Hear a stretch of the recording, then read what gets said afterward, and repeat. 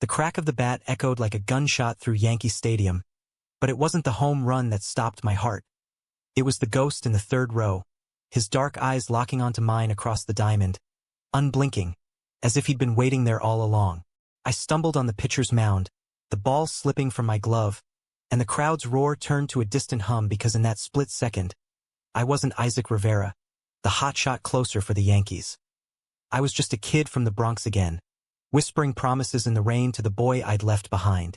Strike 3, the umpire bellowed, but the real call-out was his silent, accusing, pulling me under like the Hudson at high tide. That was Game 7 of the 24 series, the night everything cracked open. But it started years earlier, back when love felt like the only win that mattered. I grew up in the shadow of the old Yankee Stadium, back when it was still standing like a tired old king, its ghosts whispering to kids like me that baseball wasn't just a game. It was blood, sweat, and the kind of faith that could lift you out of the projects or bury you there forever. My dad worked the night shift at a bodega, stacking cans of Goya beans until his hands cracked like old leather, and my mom stitched uniforms for the local little league, dreaming aloud about the day I'd pitch for the majors. "Mijo, you've got fire in that arm," she'd say, her voice thick with the Puerto Rican lilt that never quite faded from our Bronx apartment. I believed her because what else was there? School was a blur of algebra I couldn't care less about, and hallways thick with the smell of cheap cologne and whispered taunts about the fairy who cried during the national anthem. That's how I met Nicholas. It was freshman year at Fordham, the Jesuit school up in the Bronx that felt worlds away from the stoops where I'd grown up dodging bottles and bad decisions. I was there on a partial baseball scholarship, my fastball clocking 92 by 17, scouts already sniffing around like wolves at a kill. But college wasn't about the diamond at first. It was about surviving the weight room, the frat parties I skipped, and the gnawing secret that I'd been shoving down since middle school. That the way my stomach flipped wasn't for the cheerleaders in their short skirts, but for the way Javier from the rival team had grinned at me over the chain-link fence during playoffs. Fordham's campus was all brick and ivy, the kind of place that screamed American Dream if you ignored the graffiti on the underpass. I was crashing in a dingy dorm off-campus, sharing a room with a loudmouth from Jersey who blasted Springsteen at dawn and never noticed when I stared too long at the shirtless guys in the communal showers. That's where Nicholas came in, like a curveball I never saw coming. He was in my intro to lit class, the one I only took because coach said it balanced my schedule. Tall, lanky, with skin like caramel and hair that fell in waves, he was always pushing back with one hand. Like it annoyed him, but he loved it anyway. He was studying journalism, from a family of Cuban exiles who'd made it big in Miami real estate, but he talked like he'd grown up on the same cracked sidewalks as me. Raw, real, no bullshit. Our first real conversation was after class, under the oak trees by the Rose Hill Quad, where the autumn leaves crunched like brittle bones underfoot. I'd bombed a pop quiz on Hemingway, too busy visualizing my cutter to care about some old man's fish, and I was kicking a pebble into the grass when he slid onto the bench beside me. "You look like you're plotting a murder, Rivera," he said, his voice smooth as cafecito, eyes crinkling at the corners. I froze, half expecting him to laugh it off, but he didn't. Or maybe just how to throw a better slider. "Saw you at the fall scrimmage. That curve you hung in the 7th? Amateur hour." I laughed, sharper than I meant to, the sound cutting through the chill air. "Yeah? And what's a newsboy know about the mound? You gonna write the headline, 'Pitcher flops, fans flee'?" He leaned in, close enough that I caught the faint scent of his cologne. Something woodsy, like pine after rain, and his knee brushed mine. Accidental? Maybe. But the spark? That was no fluke. "Nah," he murmured, holding my gaze. "I'd say, Rivera's got heat, but it's the slow burn that'll break you." We talked for hours that day, about everything and nothing. How I'd snuck into Yankee games as a kid, hiding in the bleachers with a stolen glove. How his abuela back in Miami still sent him care packages of pastelitos that arrived half-crushed but tasting like home. By the time the sun dipped low, painting the quad in that bruised purple of a New York dusk, I knew two things. 1, I was in trouble. 2, I didn't give a damn. We fell fast, the way you do when you're 19 and the world's still wide open. Stolen kisses in the back of the campus library. His hands sliding into mine during late-night walks along the Grand Concourse, where the neon signs flickered like faulty stars. Nicholas was my anchor, the one who saw through the cocky closer facade to the scared kid underneath. "You're more than your arm, Isaac, he'd whisper, his breath warm against my neck as we tangled in my narrow dorm bed, the city lights bleeding through the blinds. You're the guy who makes me believe in second chances. And God, I believed him. In him. We'd talk dreams. Me in pinstripes, him breaking stories that mattered, like the kids in the barrios fighting for a shot. We'd make promises, pinky swears under the Fordham Bell Tower, that nothing would pull us apart. Not the scouts. Not the distance. Not the world that still treated love like ours as some dirty secret. But the world doesn't care about pinky swears. Cares about contracts and call-ups. About the grind that chews you up and spits out what's left. Sophomore year, it hit like a line drive to the chest. The Yankees farm system came knocking, GCL affiliate in Tampa. Full ride. The works. It was everything I'd bled for. The chance to pitch under the lights, to prove I wasn't just some project kid with a golden arm. But Tampa meant Florida, meant leaving the Bronx, leaving Fordham, leaving him. Nicholas had one more year of classes, his internship at the Riverdale Press turning into something real. Go! He said that night in my room. Rain lashing the window like it was trying to drown us both. We were sitting cross-legged on the floor, pizza boxes scattered like fallen soldiers, his fingers tracing patterns on my knee. This is your shot, amor. The big leagues don't wait. I shook my head, throat tight as a noose. What about us? Long distance? Me in some humid hellhole, you up here freezing your ass off? It'll kill us, Nico. He cupped my face, thumbs brushing my cheeks, eyes fierce and soft all at once. It won't, because we're us. We'll FaceTime every night, you'll send me sweaty jerseys. I'll send you clips of my terrible poetry. And when you're called up, I'll be in the stands, screaming your name louder than anyone.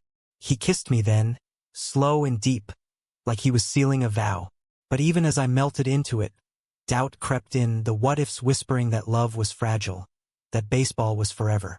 The night before I left, we drove out to City Island, parked the beat-up Civic by the marina where the boats bobbed like forgotten toys. The air smelled of salt and fried clams, the kind of summer night that sticks to your skin. We walked the pier, hands linked, the city skyline a distant glow across the water. Promise me? I said, stopping under a street lamp that buzzed like a trapped hornet. No matter what, you wait. I come back for you. He turned, the light haloing his hair, and for a second he looked older, wiser, like he already knew the ending. I promise, Isaac. Soulmates don't quit. We made love there on the sand. Not the frantic kind, but slow, reverent, like we were memorizing each other. Waves crashed in rhythm, the moon a silver slash overhead, and I thought, this is it. This is the peak. But peaks are just setups for the fall. Tampa was a furnace, the kind that bakes ambition into obsession. Instructional league turned into full-season ball, AA by spring, my velocity touching 96, whispers of Rivera, the next Rivera following me like a curse, ironic since Mariano was family legend, but I'd always been the kid chasing his shadow. The schedule was brutal. Buses rattling through the panhandle, bullpens at dawn, games under lights that blurred into one endless loop. I called Nico every night or tried to. Time zones screwing us, my voice hoarse from yelling instructions to catchers, his tired from deadlines. Miss you? I'd rasp into the phone, picturing his smile. Tell me about your day. Profile on that trans kid activist in the Bronx. He'd say, excitement bleeding through the static. She's fighting the school board. Reminds me of you, all fire and no quit. We'd laugh, reminisce, but the pauses grew longer. The I love yous, feeling like echoes in an empty stadium. Then came the betrayal, not mine, not yet. It was the game, the dream, the thing I'd sworn would make us stronger. By fall of my first full pro season, I was eating, sleeping, breathing baseball. Weight sessions at 6 a.m., film study till midnight, the front office breathing down my neck about focus. Relationships are distractions, kid. My pitching coach grunted one day, slapping a roster sheet on my locker. Look at the greats, Rivera, Maddox. Lone wolves. I nodded, but inside it gnawed. Nico's calls went to voicemail more often. My texts shorter, clipped. Tough loss tonight. Arms toast. Lof ya. The break came on a rainy December night. Me back in the Bronx for the holidays. Crashing at my parents' after a flight that felt like purgatory. He picked me up at LaGuardia, His old Honda idling in the pickup lane, wipers slashing at the downpour. God, he looked good, hair longer, stubble shadowing his jaw. That same woodsy scent hitting me like home. We drove in silence at first, the radio humming low with Bad Bunny, rain sheeting the windows. Then, at a red light on the Cross Bronx Expressway, he turned. Isaac, we need to talk. My gut twisted. What's wrong? You are. His voice cracked, eyes fixed on the dash. Not you exactly, the distance. The way you're gone even when you're here. Last week you forgot our anniversary. The one we swore on, remember? City Island. I winced, the memory flashing hot. Shit, Nico, I'm sorry. It's just the minors, man. It's a grind. But I'm close. AAA next year, maybe the show. Then we can. Then what? He laughed, bitter as black coffee. Plan a wedding? Adopt kids? While you're on the road 180 days a year. Coming home to a stranger. Tears streaked his cheeks, mixing with the rain on the glass. I love you, Isaac, more than anything. But I can't be the guy waiting in the wings, clipping articles about your saves while my life's on pause. The light turned green, but we sat there, horns blaring behind us. Don't do this, I begged, hand reaching for his. We're soulmates, remember? Pinky swear. He pulled away, gentle but final. Soulmates fight for each other, not against. Go chase your dream, Isaac. Just don't look back. He dropped me at my parents' stoop, drove off into the storm, taillights blurring red. I stood there, soaked to the bone, the door slamming behind me like a guillotine. That was the end, or so I thought. But betrayal? That was mine. I chose the dream over him, packed my bags the next morning without a fight, boarded the flight back to Tampa with his promise ring burning a hole in my pocket. I told myself it was temporary, that I'd prove it, win the ring, come back a champion. But deep down, I knew. I'd traded love for leather and stitches, and the debt would come due. The majors hit like a fever dream. AAA in Scranton was a tease. Crowds of 2,000 yelling like it was the series. My ERA dipping under 2.00, scouts scribbling notes in the stands. Then, September call-up, 2022. Isaac Rivera, 22, to the Bronx Bombers. The press conference was a blur. Flashbulbs popping, reporters shouting about the next big arm from the borough. Mom cried on the couch watching ESPN, Dad nodding like he'd willed it into being. I texted Nico a single line. Made it. Wish you were here. No reply. Months of silence. A void I filled with bullpens and batting practice. Debut night at the stadium. Holy ground. The air electric with 45,000 souls chanting, Let's go Yankees.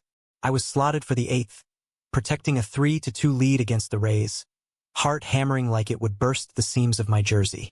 The walk to the mound felt eternal, gravel crunching under my spikes, the rosin bag soft as promise in my palm.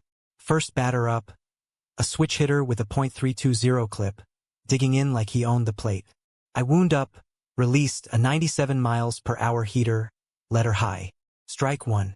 The crowd surged, and that's when I saw him. Third row, behind home, just left of the dugout. Black hoodie pulled low, but those eyes dark, unyielding, cutting through the haze like a spotlight. Nicholas. Not a ghost, flesh and blood. Nursing a beer he wasn't drinking, face half-shadowed but unmistakable. My next pitch hung, meatball over the heart, fouled straight back. What the hell? I glanced again. Still there, arms crossed, watching not with cheers, but with that quiet intensity that used to unravel me. I struck out the side on sheer adrenaline, fist pumping to the dugout while my mind screamed questions. How? Why?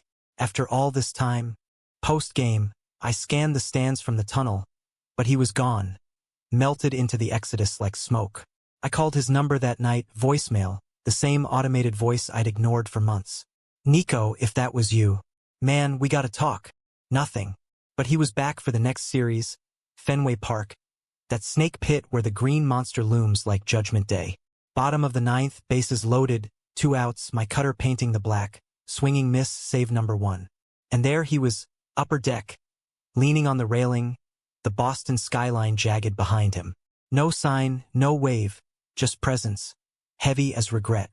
It became a pattern. a haunting etched into every box score. Oakland, under those Coliseum lights that buzzed like angry bees. Miami, the humid air thick with jasmine and what-ifs. Even the road trip to Seattle, where the needle of the Space Needle pierced the night like accusation. He'd appear in the crowd, never close enough to approach, always just visible, a shadow in the sea of faces. Sometimes in a Yankees cap pulled low, other times neutral, like a scout blending in. I'd spot him mid-inning, the ball suddenly heavier, my focus fracturing like a bad hop. Teammates noticed. "You good, Riv? Look like you saw a boo." I'd shrug it off, ghosts, man. But inside, it tore at me. Was it punishment? A plea? Love turned stalker, or just coincidence I was too guilty to ignore? By 23, I was the closer, 30 saves, all-star nod, endorsement deals stacking like cordwood. Life was golden on paper. Penthouse in Riverdale overlooking the Hudson. My face on subway ads. Mom finally quitting the stitch work. But nights were hollow, the city a lonely echo. I'd scroll his socials, freelance gigs for the Post, pieces on queer youth in the leagues, his byline sharp as ever. No mentions of me, no traces. One whiskey-fueled evening, after blowing a save in Baltimore, him in the 7th row, I swear. I drove to his old apartment in Washington Heights, the one with the fire escape where we'd watched 4th of July fireworks. Buzzed in, knocked, empty. A new tenant with a yapping corgi. "Moved months ago," she said. "Miami, I think. Miami. Where his family was, where dreams didn't have to fight for air." The thought twisted like a screwball. Had he gone back because of me? Built a life without the mess I'd made? I threw myself harder into the grind. Extra Sims? Yoga for the hips? Therapy sessions where I lied about the ex who wouldn't fade. "It's closure you need," the shrink said, all Ivy League calm. Closure? This was a curse. Him materializing like Banquo's ghost every time the stakes rose. The All-Star game in Seattle that summer was the breaking point, or close to it. T-Mobile Park, roof cracked open to a drizzly Pacific sky, the best arms in the game milling like gods on vacation. I was slotted for the save, American League up by 1, 9th-inning exhibition, but pressure like the series. The crowd was a roar of half-empty seats and celebrity faces. LeBron in the suites, Taylor Swift somewhere. But I zeroed on him immediately. Midfield, neutral zone, hands in pockets, rain beating on his jacket.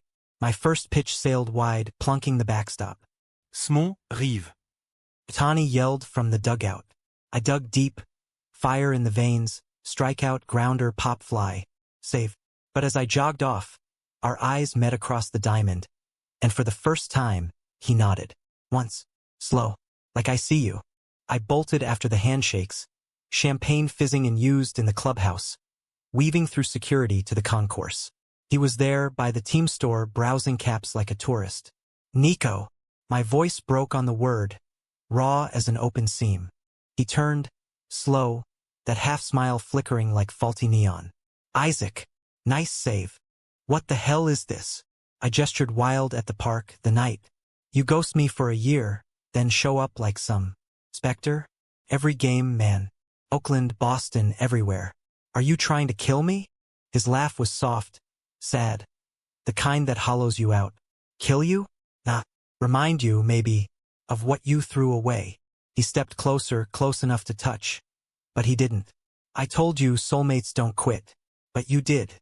So I figured if I can't have you, at least I can watch you fly. Or crash." The words landed like a brushback. Close, hot, singeing. I had to choose. The dream, it's all I knew. But you're the one thing I got wrong. Maybe. He glanced at the field, lights winking off one by one. But dreams like yours? They eat everything else. I moved to Miami, got a gig at the Herald. Dating a barista who quotes Neruda. "It's good, Isaac. Quiet." His eyes searched mine, pain flickering like a shorted wire. "But I still check the scores. Still root for you, even when it hurts." I reached for him then, desperate, fingers grazing his sleeve. "Come back, please. We can fix this." He pulled away, gentle as a fadeaway. Some fixes leave scars. Keep pitching, Rivera. Just pitch for something real. He walked into the drizzle, vanishing into the Seattle night, leaving me with the echo of cheers and a heart full of outs. That nod haunted me through the dog days. August slump, velocity dipping to 94, whispers of dead arm in the beat writer's notebooks. Teammates ribbed me. Rivera's got a girl troubles, huh? I'd force a grin. Worse, a ghost. But the truth festered. Therapy ramped up, the shrink peeling back layers. Abandonment from dad's long shifts, the closet's crush, the terror that love was just another at-bat you'd whiff. You're punishing yourself, she said one session, rain tapping the window like impatient fingers, for choosing ambition over vulnerability. Vulnerability, the word stuck like rosin to my glove. Fall Classic loomed, 24. A rematch with the Dodgers, the beast from the West with Ohtani's halo and Betts' bat. We clawed through the ALCS, me nailing 4 saves, but he was there every game. ALDS in Cleveland, ghosts of 97. LCS in the Bronx, the stadium shaking like judgment. Closer each time, row by row, until Game 3 when he was dugout level, close enough I could see the stubble on his jaw. No confrontation. Just that gaze, steady as a heartbeat, pulling me through blown fastballs and called strikes. By the series, I was a wreck. Sleeping with ice packs and regrets. Mom's rosary beads clutched under my pillow. Mijo, whatever it is, let it go. She murmured over arepas the day before Game 1. Her hands flour-dusted and wise. Baseball's a jealous lover, but it don't love back. I nodded, but letting go? That was the real long ball. Game 1. Dodgers Stadium, palm trees swaying like accusatory fingers under the California moon. We dropped it 5-2, my 8th inning implosion, a fastball special to Mookie, gone for 120 feet. He was in the 5th row, neutral, but his flinch as the ball sailed? That was mine. Game 2. Another L, pen faltering, the city of angels mocking our pinstripes. Game 3 back home. Stadium electric, 50,000 strong. The air thick with hot dogs and hope. I locked it down, 3 KS, fist to the sky, and there he was. 2nd row, Yankees blue like he'd never left. Game 4. Tied at 2. My setup man gassed early. Skipper waving me in for the 6th. Bases juiced, 2 outs, Freeman at the plate, the slugger with ice in his veins. I stared in at the catcher, but saw only Nico. 1st row now, close enough to hear his breath if the crowd hushed. Wind up. Slider low and away, Freeman chases, dirt in the glove. Strike 1. Heater up, 98 on the gun, swinging miss. The roar built, a wave crashing. Curve hangs a hair, foul into the seats. Timeout. I stepped off, rubbed the ball, glanced his way. He mouthed it then, clear as day. For us. The word or non-word ignited something primal. Not anger, not guilt, fire. Pure cleansing. I towed the rubber, eyes locked on Freeman's. Wind up, release. 99 miles per hour flame. Letter high. Bat splintering like cheap pine. Strike 3. Umps hammer down. Crowd erupting as I spun. Screaming. Not at the sky, but at him. At us. The inning ended in a blur. Dodgers folding like origami. But the real game was in that stare down. Promise renewed. Betrayal bridged by sweat and stitches. We stole Game 5 in extra innings. LA's palm-lined purgatory falling silent. Back to the Bronx for 6, the city of fever. Parades on pause. Bodegas hawking Rivera for MVP teas. Game 6. Dodgers up 4-3. Bottom 9. 2 outs. Runner on 3rd. Me? No, this was Judge's stage, but as he fouled off a 3-2 slider, the weight settled. Win or lose, it ended here. The crack. Clean, soaring, ball arcing toward the short porch. The monster reborn in pinstripes. Home. Tie game. Overtime?